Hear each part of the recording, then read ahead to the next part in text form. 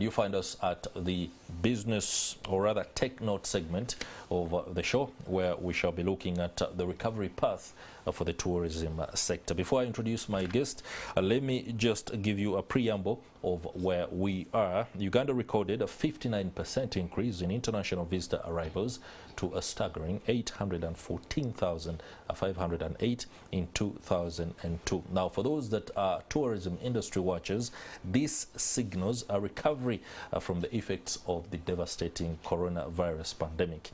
In a report released by the Ministry of Tourism, Wildlife and Antiquities on March the 29th here in Kampala, a visitor export generated 2.7 trillion, I should say.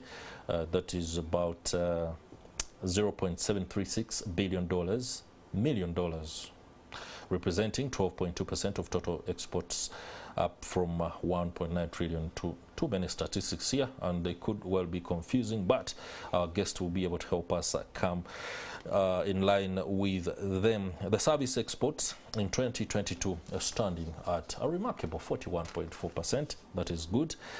Now, Gesa Simplicius is the head of public relations at the Uganda Tourism Board, and he's going to walk us through what is the latest developments in the tourism sector. Allow me give him an opportunity to, first of all, tell us where we are in terms of Uganda's tourism sector, and also say a very warm welcome to the program. Thank you very much for having me this morning to talk to our listeners about our path to tourism recovery. Yes. As we very well know, the road for the last 3 years has been a bit rough for tourism, given the fact that we had just walked out of the global pandemic into another unfortunate outbreak of Ebola. Now, since then, since the declaration of the end of the pandemic, the tourism sector has been working tirelessly to galvanize efforts to get us into the running mode. We have had a number of tour operators, private sector in partnership with government, prioritize setting the marketing benchmark. Marketing this country both as a destination to the global market, but also addressing the tourism component, have been noted as complementary factors. Now, the abroad destination marketing is important because it gives us the core niche markets. These are the big monies where the huge investments comes out to complement, say, labor, employment, setting up facilities, expanding the available offerings we have. We are also looking at product diversification. COVID has taught us a lesson. We don't need to rely on only one thing to be able to sell Uganda. Uganda is one of the most diverse countries across the globe. While many countries have tidbits of everything else, Uganda is almost a one-stop center. So UTB has come up with a strategy to invite travelers, raise above tourists. A traveler will spend more time in the country, look at numerous offerings we have, leave more money around, but also infuse with the masses. They'll go to Bwindi, look at the gorillas, go to Makshon, look at wildlife, go to Moroto, look at the Karamojong settlements, come here in Jinja, appreciate the bungee jumping, and look at the food, feel the fuse of the food. So we are also now looking at another element of use of expo. We've attended a number of expos already, together with our tour operators in the American market in Europe. The Magical Kenya, we were very much present. We showed decisive marketing partnership with our private sector to sell the country as a holistic thing. But on the local market, on 26th, between 26th and 29th, we are having our signature event that markets this country as part of the marketing efforts to give us a foundation of raising above COVID. That's right. So Powate, the Pearl of Africa Tourism Expo is happening, and we are hosting a number of people here in Uganda who include hosted buyers. Hosted buyers are a special segment of marketing people with interest to specifically look at components of how they can add us to their itineraries. And these, by the way, work with the private sector.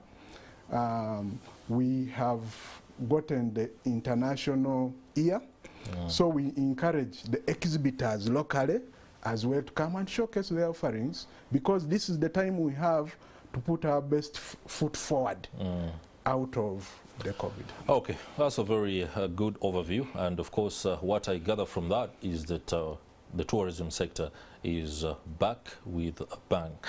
Let me just juxtapose the happenings in the tourism sector with what's happening in the energy or oil sector, where there was concern about emboldening the local entrepreneur's ability to manage the inflow of what would become, no doubt, market. In the tourism sector, when you look at the inbound visitors and the expenditure that comes with it, on average, I'm told here that 7.6 nights in a country results to 6.5 million bed nights. That is something significant.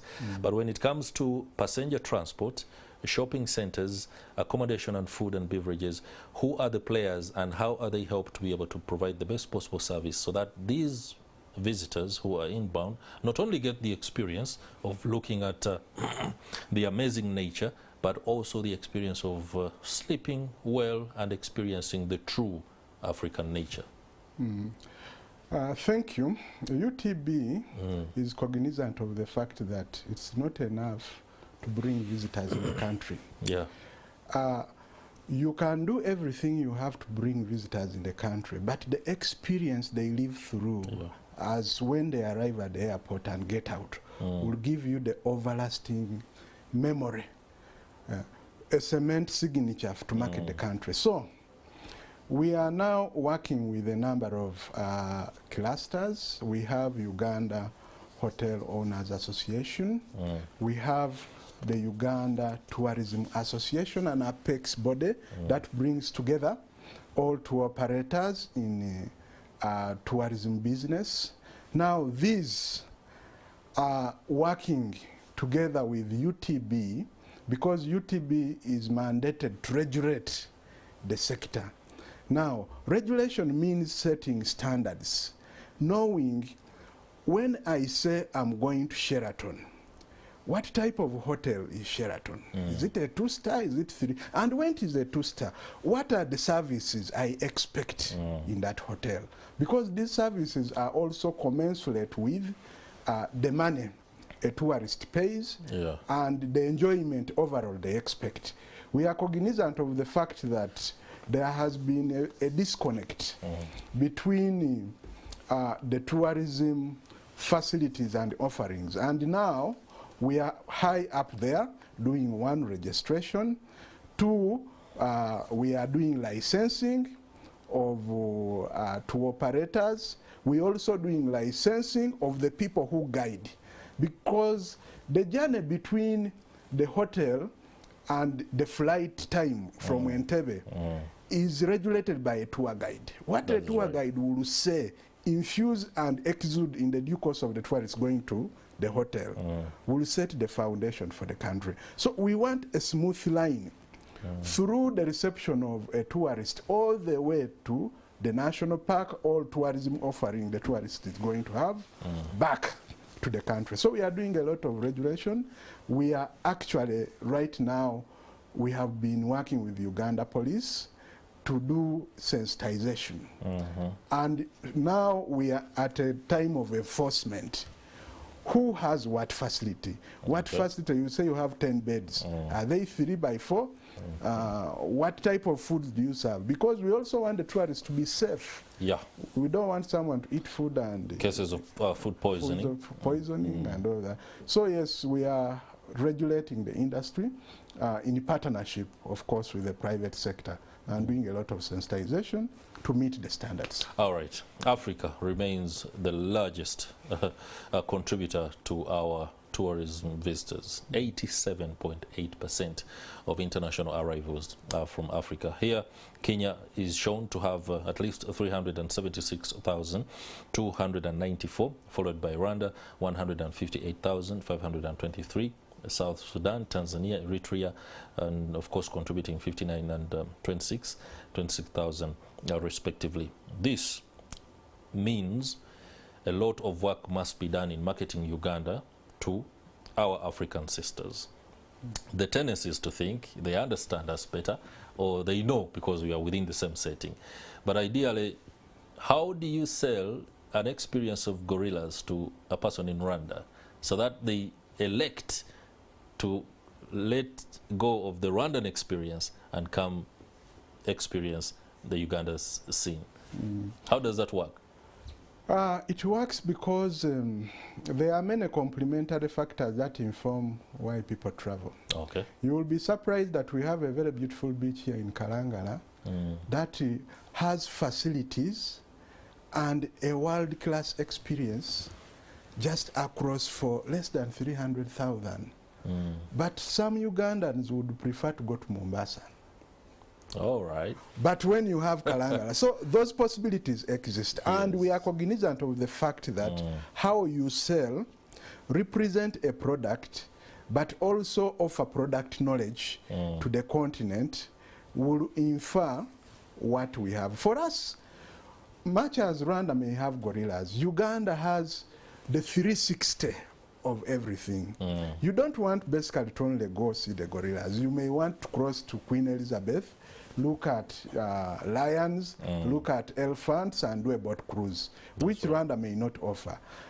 You may have zebras and the famous migration in Kenya. But Kenya does not have the gorillas, but we have zebras as well. So for us, we pride in the diversity, which is a very strong point. And that's why we have a name DR for Africa, a market destination representative, whose job is purposely to talk and sing well about our country, Uganda.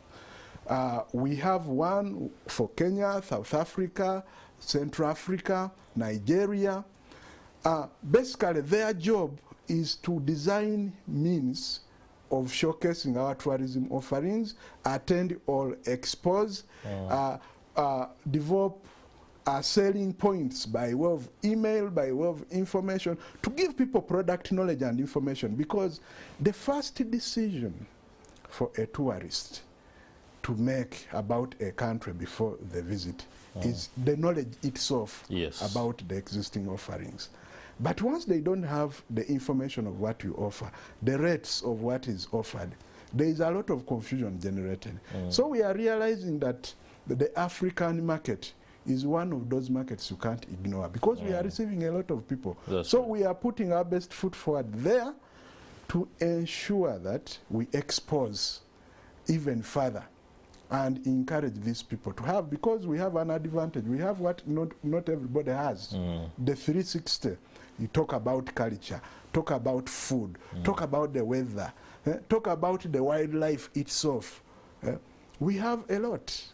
Everywhere you turn is a potential turn of gold. Yeah. Okay, that is down to what you refer to as diversity. But within this whole pack of so much opportunity for tourism, we must be having what we consider to be our cash cows, where we can throw a little bit more attention in order to gain traction to help pull the others up. Which is this? Normally, currently we have wildlife as our flagship species, and for the abroad market, we have the gorillas. The gorillas are unique. There are very few mountain gorillas across the globe, but we have over 50% of that population. The other half is shared between two countries. Yeah, so we have a flagship species for the abroad markets.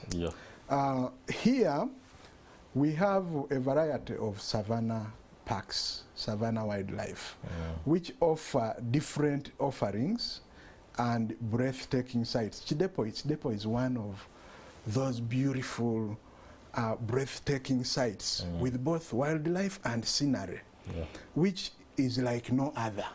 That's why CNN, time and again, has listed it as one of the best destinations in the world. So yeah, we have those flagship species that we can look at. But for us, we think making a supplement, because when people want to travel, they don't always want to look at only one thing. They want their money's worth. They want to travel and have a different element of infusion. The people, the friendliness of the people, the touch of food, because the element that will influence your stay to see wildlife in a national park is far above and beyond just seeing wildlife. What you do across the road to that place will give you a foundational feel of what you will call a lasting and memorable trip. So these infusions are important for us to be able to say, look here, the global trends are changing. The other day people used to use Facebook alone. Today we have Instagram, TikTok. So it is incumbent upon us to up the game. Look at what is trending in the time. Look at what other diversification include apart from the traditional ones. So that is the aim of doing that diversification, because it helps in bringing up these arrivals and ensuring that things move on process. All right, before we dive effectively into the 7th edition of the Pearl of Africa Tourism Expo, allow me just ask on touch rather on the issue of employment or jobs within the sector. Of course, COVID-19 having conditioned furloughs, sackings, there are many people who went unemployed. I don't know whether there's been a deliberate effort to return them to the fold. Some could have moved on. But my point here is the human resource aspect in Uganda's tourism sector. There are so many things that we need to work on, including the storytelling part of it. Because many times a guide who is simply there to say we are going here and here, but cannot tell the wonderful stories of particular settings and sceneries doesn't actually help the strategic goal. Is there deliberate effort on that front to ensure that guides, whether employed in the private sector or used by government in the tourism industry, are also deliberately churned out with specific knowledge and abilities in storytelling, especially when it comes to branding a nation? Yes, there is actually deliberate effort to ensure that our workforce, especially the guides, are given the prerequisite skilling and levels that match up with the duty that they have. Uganda Wildlife Authority, Uganda Tourism Board, we believe that the guides offer a cardinal role to people's enjoyment of a trip.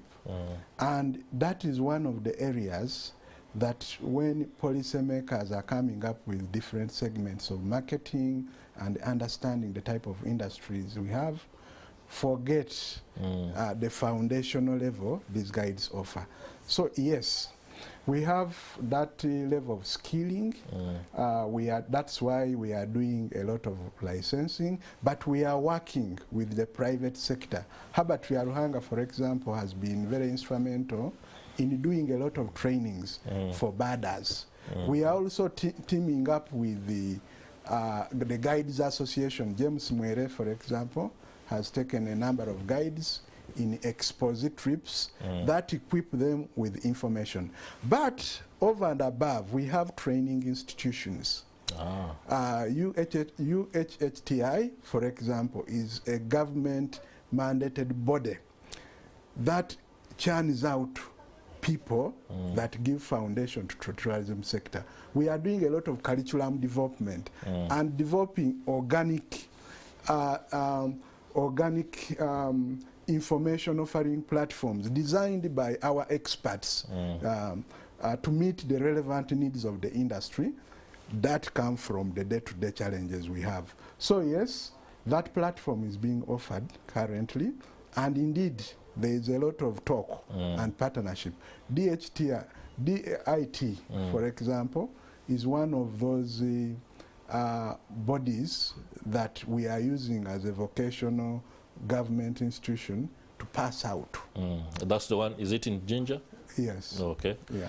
All right. Now that, of course, takes us straight into what could be one of the issues that will be discussed at the Pearl of Africa Tourism Expo that is forthcoming. Just give us detail and bring us up to speed with other issues that shall be dealt with, especially in light of this being a 7th edition. That means we've had 6 other editions. What do we look at? What has been achieved in terms of what perhaps was the goal and objective on the 1st, 2nd, 3rd, 4th, 5th and 6th? We had done a lot to really showcase, spotlight the country before COVID.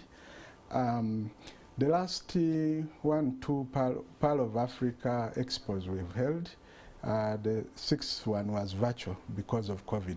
So this 7th edition is a very, very important edition for us because 1, we are moving out of COVID, but 2, it's offering us a platform to tell the whole world that look here, we are now free from COVID. Uganda is a safe destination to visit, and we have a lot. We have earmarked a total of 100 hosted buyers. These 100 hosted buyers are going to interface, 1, with our tour operators to partner and collaborate and see whether they can add us to their itinerary, partner with the tour operators to see whether they can bring in visitors and money to the economy. But also we have exhibitors, people who are coming regionally and locally to showcase their offerings. In fact, I call upon Ugandans to come massively and see, discover, look at what they've not seen as a country and tourism offerings we have. We are also organizing business to business meetings between these key stakeholders to develop good itineraries that are friendly for people to come. We are looking at using the Powate platform to improve the country's arrivals, money coming in the country. Because tourism is one of those unique elements that has holistic 360 give, from the airport to the person who constructed the plane, to the aviation, to the tour driver, to the crafts person, to the people who sell food. All of them gain and gain directly. That's right. So that complementary aspect is important for our arrivals. So we want to bolster the numbers of visitors coming in the country. Okay. Thank you very much, Mr. Simplicius Gesa, who is the head of public relations at the Uganda Tourism Board, for the perspective and of course insights on what's happening in the tourism sector, especially on the improvements. That will do it for this discussion, but do stay with us. We shall be returning with our Kickstarter and of course looking at the externalization of labor and what's being done to streamline that. Stay with us.